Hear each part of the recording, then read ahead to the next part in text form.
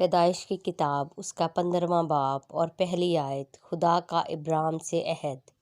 ان باتوں کے بعد خداوند کا کلام رویا میں ابراہیم پر نازل ہوا اور اس نے فرمایا، اے ابراہیم تو مت ڈر، میں تیری سپر اور تیرا بہت بڑا اجر ہوں۔ ابراہیم نے کہا، اے خداوند خدا، تو مجھے کیا دے گا، کیونکہ میں تو بے اولاد جاتا ہوں اور میرے گھر کا مختار دمشقی الیعزر ہے۔ پھر ابراہیم نے کہا، دیکھ تو نے مجھے کوئی اولاد نہیں دی، اور دیکھ میرا خانہ زاد میرا وارث ہوگا۔ تب خداوند کا کلام اس پر نازل ہوا اور اس نے فرمایا، یہ تیرا وارث نہ ہوگا، بلکہ وہ جو تیرے صلب سے پیدا ہوگا وہی تیرا وارث ہوگا۔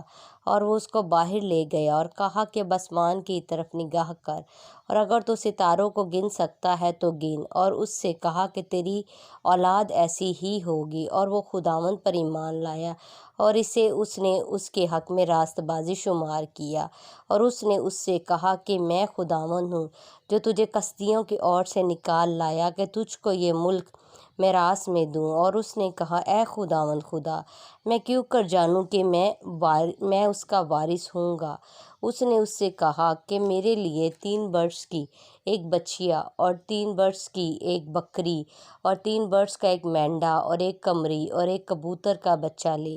اس نے ان سبوں کو لیا اور ان کو بیچ سے 2 ٹکڑے کیا، اور ہر ٹکڑے کو اس کے ساتھ کے دوسرے ٹکڑے کے مقابل رکھا، مگر پرندوں کے ٹکڑے نہ کیے۔ تب شکاری پرندے ان ٹکڑوں پر جھپٹنے لگے، پر ابراہیم ان کو ہنکاتا رہا۔ سورج ڈوبتے وقت ابراہیم پر گہری نیند غالب ہوئی، اور دیکھو ایک بڑی ہولناک تاریکی اس پر چھا گئی۔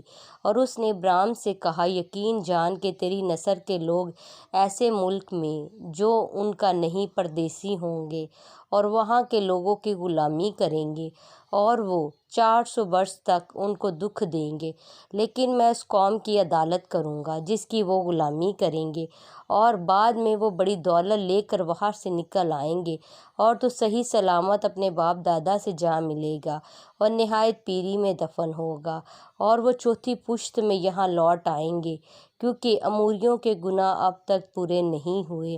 اور جب سورج ڈوبا اور اندھیرا چھا گیا تو ایک تنور جس میں دھواں اٹھتا تھا دکھائی دیا، اور ایک جلتی مشعل ان ٹکڑوں کے بیچ میں سے ہو کر گزری۔ اسی روز خداوند نے ابراہیم سے عہد کیا اور فرمایا کہ یہ ملک دریائے مصر سے لے کر اس بڑے دریا یعنی دریائے فرات تک، کینانیوں اور کرزیوں اور کدمونیوں اور ہتیوں اور فرزیوں اور رفائیم اور اموریوں اور کنانیوں اور جرجیسیوں اور یبوسیوں سمیت میں نے تیری اولاد کو دیا ہے۔ آمین۔